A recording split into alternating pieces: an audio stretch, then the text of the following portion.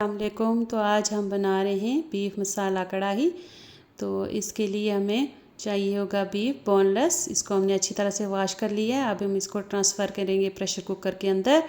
और अब इसमें डालेंगे हम प्याज मोटी मोटी सी काट के, और 1 चम्मच नमक, लहसुन अदरक का पेस्ट और 1 गिलास पानी डाल के हम इसको प्रेशर कुकर में 15 मिनट के लिए पकाएंगे। उसके बाद हम इसको ट्रांसफ़र करेंगे कढ़ाई के अंदर और उसका पानी खुश्क कर लेंगे। उसके बाद हम इसमें डालेंगे ऑयल 1 कप, और इसको थोड़ा सा भूनने के बाद इसमें मोटे मोटे से टमाटर काट के डालेंगे। और ऊपर से हम डालेंगे सुरख मिर्च का 1 चम्मच। और थोड़ा सा भूनने के बाद हम इसमें 1 कप पानी डाल के इसको थोड़ा सा दम देंगे।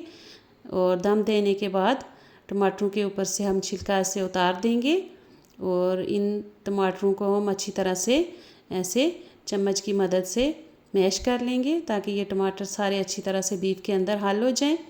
और अगर आप चैनल पे नए हैं तो प्लीज़ आप चैनल को सब्सक्राइब कर दें और बेल आइकन को प्रेस करने के बाद ऑल वाला ऑप्शन सेलेक्ट कर लें।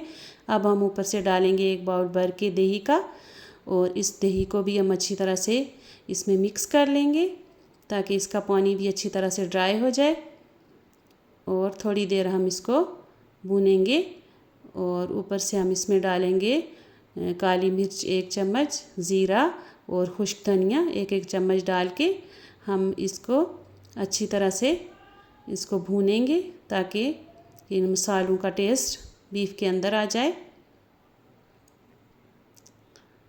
तो ये देखें कितनी मज़े की हमारी बीफ मसाला कढ़ाई बनके तैयार हो चुकी है। अब हम उसके ऊपर से गार्निश करेंगे हरा धनिया और हरी मिर्चें, और थोड़ा सा दम देने के बाद हम इसको डिश आउट कर देंगे।